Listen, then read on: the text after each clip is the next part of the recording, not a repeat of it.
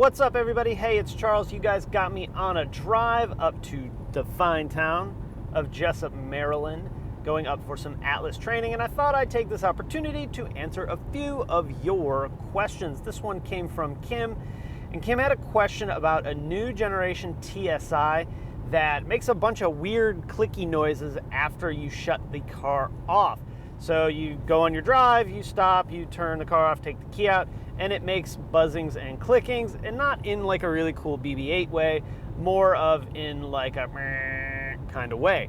And Kim wanted to know whether that was normal, whether there's a problem, and what the hell is going on. So it just so happens that I have an answer to this question. And while the overall reason is actually kind of complicated, the answer itself is pretty simple. The answer is it's all of your engine-y motors and actuators doing a self-test. Well, I shouldn't say all of them. Some of them doing a self-test. So on the older generation cars, when we travel back in time, way back to 2005, like my Passat, we had all the stuff do the self-test when you turn the key on. That's why on those cars, when you turn the key on, all the lights come on and then they kind of go out in stages. You were really supposed to wait till the lights sort of stabilized before you started the car. Not one of those rules like if you don't follow it, your car's gonna blow up. More of one of those unwritten rules. It may or may not even be in the owner's book. I don't know, I never really looked at that section. But on today's Volkswagen, so this really started late 2009, 8, something like that, maybe even a little earlier on certain cars for certain actuators. The things stop doing the self-test when you turn the key on. They do the self-test when you turn the key off.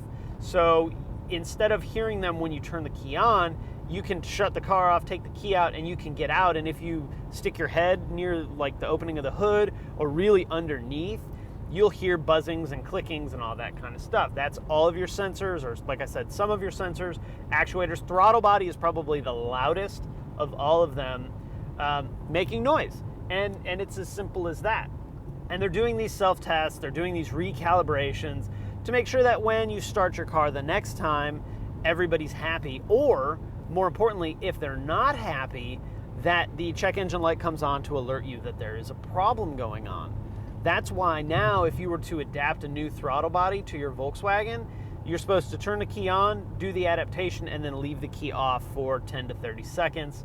And that'll reprogram the ECM to the throttle body. It's just like when we do software updates now. Instead of downloading from the Sky internet, the air internet, it goes from the computer to shut the key off and then into the ECM, and has had far less failures of software updates. Or if there is a failure of a software update, we can actually typically reflash it and it works fine, just like every other manufacturer for the most part. So Kim, simple answer, everything's cool. Your car is supposed to be doing that. It's a good thing that it's making those noise, albeit the newest gen, the Gen 3 stuff's pretty obnoxious.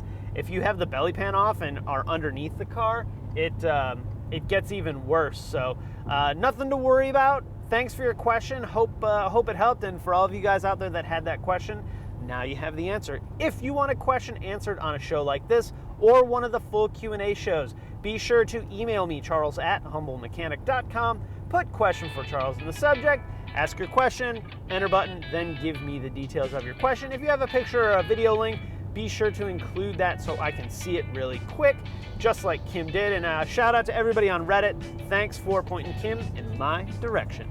All right, guys, thanks for watching, and I'll see you next time.